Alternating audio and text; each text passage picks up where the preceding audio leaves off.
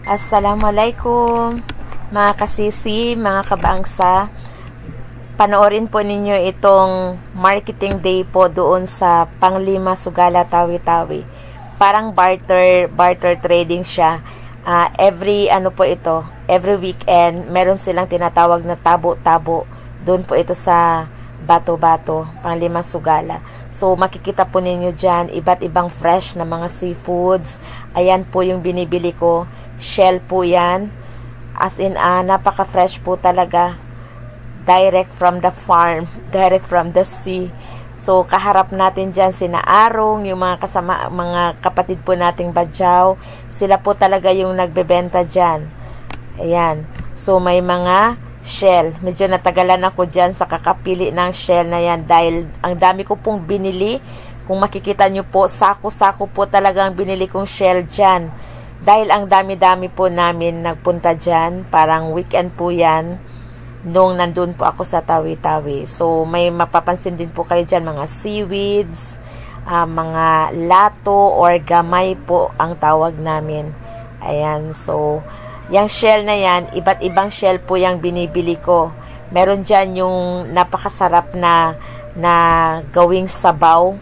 Yun pong parang malaking shell na puti po. And then, meron din dyan sikad-sikad.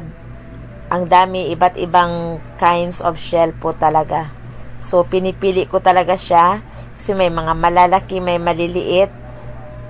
Doon lang po ako talaga sa medyo malalaki hanggang medium size. Para masarap po talaga ang kain. Ayan, kinakausap ko yung isa sa mga nagbebentang Badyaw. Dahil, nagtatanong po ako kung may kahanga or kung merong tehe-tehe po. O yung tawag ninyong swaki. Yun po talagang favorite ko. Yun ang hinahanap ko, yung swaki po na yun. Ayan. So, ang sarap po talaga mamili sa mga ganitong klaseng market na direct from the farm. Nakaka-discount ka. As in, ang bilis po ng ang bilis po ng marketing na yan. Dahil ang dami-dami ng tao as in. So, ito namang portion na to, mga lamas po yan dyan. Kanina yung nakita ninyo. Ito naman, mga seaweeds. Nandyan na po yung tehe-tehe or yung swaki. Nandyan din yung mga fresh na fish. Ayan. So, may nakita po akong kakilala dyan, yung kausap ko. Nakilala po natin yan. And then, itong mga nasa tabi ko, mga kapatid ko po yan. Ayan po, akay-akay ko pa yung baby ko. So, ayun, nakabili na po ako ng fresh na isda na lulutuin namin pagdating. Ayan. So, ito naman ay mga gulay. Nandiyan naman tayo sa mga gulay na portion. Ayun. Gulay pero ang kaharap ko ay makikita niyo yung pula. Rambutan po yan. Ayan. So, rambutan. Uso po yung rambutan that time. So, ayan. Parang titikman ko pa ata. So, ano to? Mga saging naman ito. Nakikita nyo ngayon mga saging. Ang dami po talaga, iba't iba po ng mga fresh harvest. Galing sa lupa, galing sa dagat. Nandyan na po lahat. Ibinagsak po sa isang bagsakan.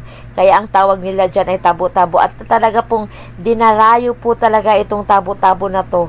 As in, mula sa mainland, Bungaw, marami po talagang pumupunta dyan. Dahil mura po talaga siya dyan. At saka napaka-fresh pa po. Actually, fresh din po yung nasa palengke ng Tawi-Tawi. Pero aside from makakabili ka ng mura, fresh, nag-e-enjoy po. Ayan yung pamilya ko. Yan, mga kasamahan, mga pamangkin ko po ito. Siya po yung taga-video. Ayan, so ito ay prutas naman po. Kita nyo durian. Ayan, may durian dyan. Favorite po yan ng kapatid kong lalaki. At binili ko po yan lahat 5 pesos. 500 pesos po. Ang buong lahat ng durian na yan. Parang 6 ba yan or 7 piraso. Medyo maliliit nga lang po. Ayan, okay. So, talagang dinarayo po itong tabo-tabo na to. As in, parang hindi ka lang mamimili. Parang get together na rin ng family. Ayan, kapatid ko po yan. Yan po ang mahilig sa durian. Yan yung bunso namin, Sutulim. Mahilig po talaga siya sa durian. Kung makikita niyo yung durian, hindi naman siya masyadong malaki. At saka marami po siyang parang mga dark spots. Akala ko nga po sira eh. Pero nung binuksan namin sa bahay, ang tamis po ng laman. As in, ang ganda rin ng laman. Akala ko lang kasi sira, kaya kung makikita nga po ninyo, medyo maitim siya. So, ayan, kinakausap ko po yung may-ari. Kinakausap ko yung may-ari, and then, napansin ko po ang mangosteen doon sa tabi. So, ayan, nagbili rin po ako ng mangosteen at yung kaharap ko na rambutan. So, ang dami po kasi talaga namin na nagpunta dyan. Okay? So, yan po, ganyan po kaganda ang tabo-tabo. As in, mag-i-enjoy ka po bumili dyan. So, lahat kami nag-enjoy. Buong bahay po talagang pumunta dyan. Ito, gabi na po, niluto na namin at pinagsaluhan yung aming mga napamili. Ayan. So, nag-enjoy po talaga kami. Thank you for watching.